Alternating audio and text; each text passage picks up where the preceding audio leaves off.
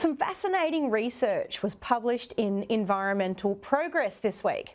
Like so many other Western countries, the US is heavily invested in a renewable revolution. However, Environmental Progress found that a large part of that renewable investment went to companies in China who use coal to create these renewable products, making them not so carbon friendly and green after all.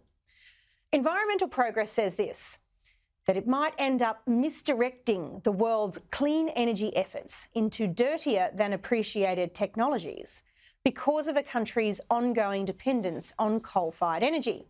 So let's now talk to my panel, Liberal MP Henry Pike and Stephanie Bastian from the Women's Forum Australia. We'll start with you, Stephanie. Is this embarrassing for the renewable lobby? Look, I think it is embarrassing for the renewable lobby, but I think it's even more embarrassing for our governments that keep buying into their propaganda. What we've found in Australia is the cost of energy has gone up.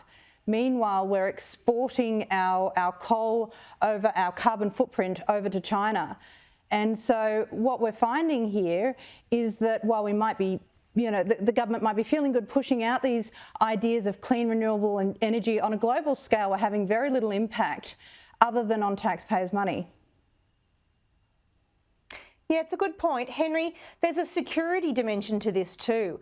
97% of solar panels are manufactured in China. And does the supply chain dominance of this less than trusted partner present a risk to our energy security? I think it certainly does present a risk to our energy security, but it's also a considerable concern for us in terms of our own environmental impact here in Australia. We have no transparency around the actual costs to the environment of what is being produced to make this renewable energy and undertake these projects across Australia. We're seeing old rainforests flooded to cater for pumped hydro systems. We're seeing remnant vegetation cleared to cater for new renewable projects. And certainly we're seeing a major impact here in Australia in the name of renewable energy, but having a significant impact on our own environment here in Australia. Yeah, it seems like if it's got the R word, then the usual environmental considerations don't seem to apply. Moving on slightly, the New South Wales Bar Council has said that Sue Chrysanthou of Senior Counsel engaged in, quote, unsatisfactory professional conduct.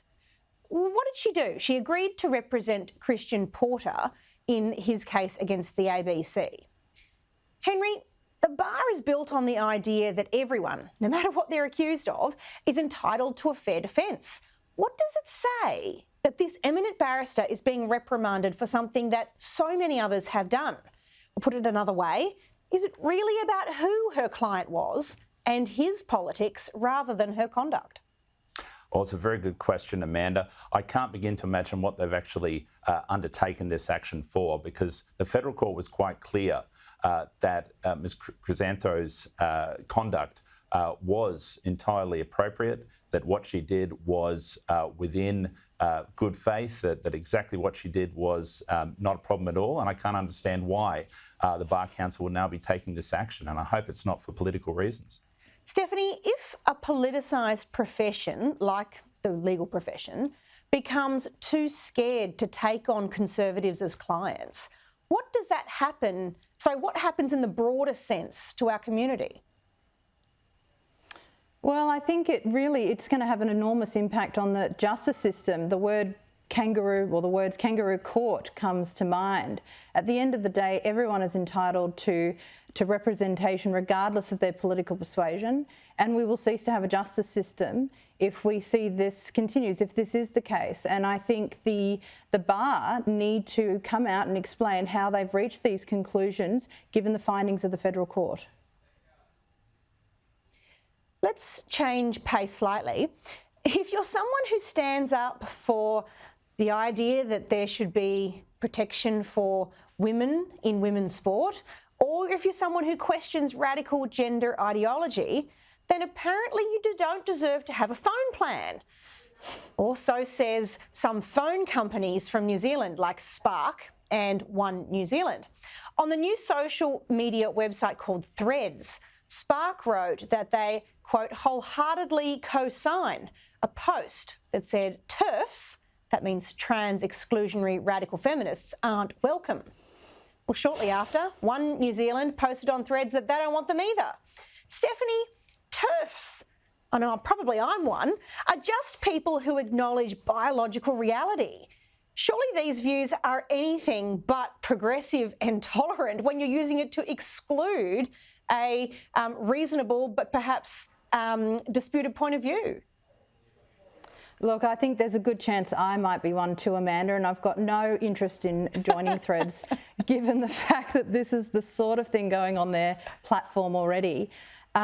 This is very concerning. I think what's even more concerning is that big corporates are being allowed to discriminate against consumers in this way, based on their opinion on a scientific biological position that women are entitled to women's spaces, women are entitled to women's sport. And I think what we're seeing in this whole situation is the fact that the trans rights activists are feeling very threatened. More and more people are getting sick of the dictatorial nature in the way that they push across their ideas. There's no discussion, there's no dispute. And if you oppose them, you ought to be silenced. You're not entitled to access a phone plan. You're not entitled to be on a social media platform. And I think it's just driving people from their movement further and further away. And we're going to see a growing split with reasonable-minded people pushing back against their bad ideology and their bad ideas. I really hope that sensible men and women show, whether it's Threads or these phone companies, precisely what they think of such a discriminatory approach by withholding their business from them. Henry, does the government have a role to play when private organisations engage in discrimination against people, even their customers, based on their political beliefs? Well, I'm very much a small government man, Amanda, so I certainly don't think government should be getting involved in this at all. But I certainly don't think that the corporate world should be getting involved in these sort of debates either. And I think that all these organisations should take the lesson from Bud Light in the United States to see what's happening in the market to their product and the people rejecting that en masse.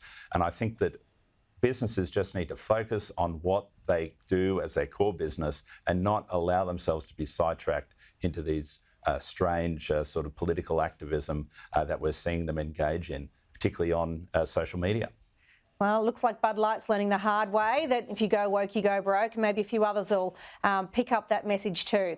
There's been a heartbreaking interview in the Australian's Inquirer section this weekend with University of Melbourne academic Holly Lawford-Smith, talking about the fact that she needs security outside her classrooms now because trans activists don't like the content of her courses.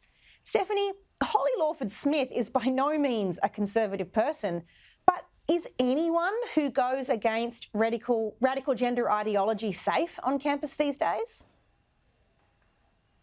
Look, I don't think it matters what your background is. Perhaps it's even more of a threat in education settings such as university campuses and schools. But it's quite interesting because what we're seeing is a schism in what I would say is the traditional left. And this isn't really, this whole issue on feminism and women's rights isn't a left versus right issue. It's become a human rights issue and it's become a scientific issue. And what we've found is it's actually born a new middle ground between traditional conservatives and perhaps the traditional left, where reasonable-minded people are coming together under the values of liberalism, which is free speech, the right to be able to think and to speak and to talk and to educate based on your own values and to live according to those values. So it's a very interesting time. Henry, what does this story tell you about how the left treat people who dare to disagree with them? Well, it tells me many things, but I tell you what, it tells me that the universities need to have a very good hard look at the cultures that they're creating on campus. We're a long way away from universities being these bastions of freedom of thought and freedom of speech. When we have an academic who actually requires personal security to just undertake her duty in terms of providing her educational support to her students, it is quite shocking, and it needs to have a proper look at what's going on campuses today.